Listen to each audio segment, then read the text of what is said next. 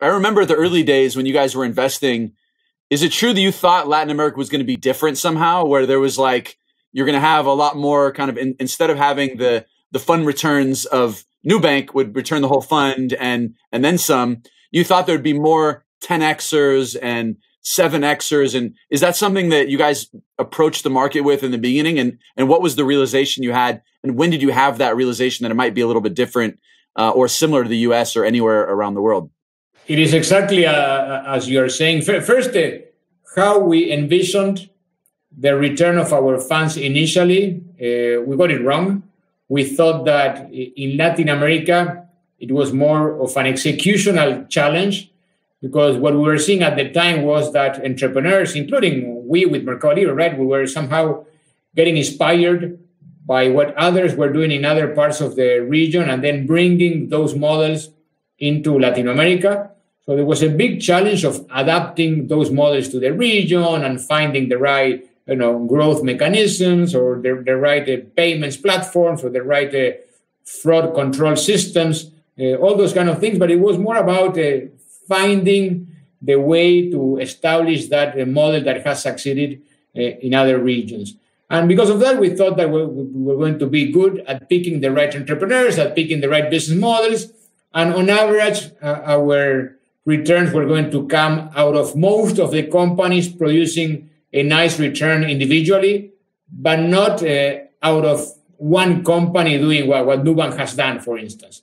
And clearly, when we're having discussions with people that had been investing in the tech industry for decades, they were telling us, you're wrong. This industry is all about swing for the fences. It's all about those big winners. And what will only matter is if you get one of those or not. And we're saying, no, that is not the case, that is not the case, that is not the case, until we realized it was the case. And when did that change? I think it was a gradual change, but that ended up being much more significant than anything we had imagined. And I think mobile internet had a lot to do with that, because up until then, the growth of the tech ecosystem was more linear, right? You were growing in dial-up connections, you were growing on broadband connections, and we were all using our computers, not our phones.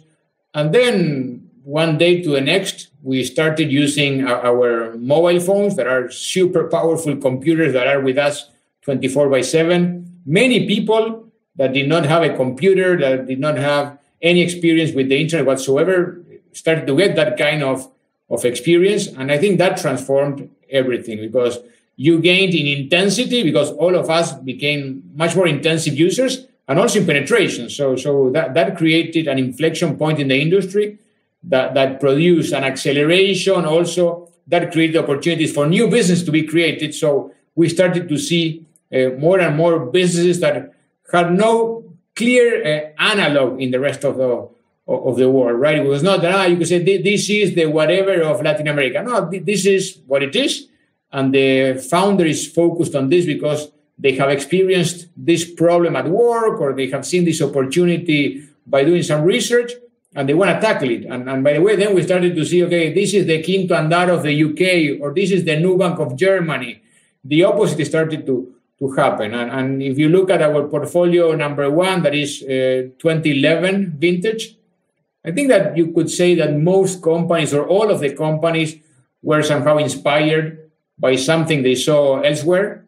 And if you look at portfolio 3, which is 2017, most companies are companies that were created because the entrepreneurs faced a problem, identified an opportunity, and created that from scratch.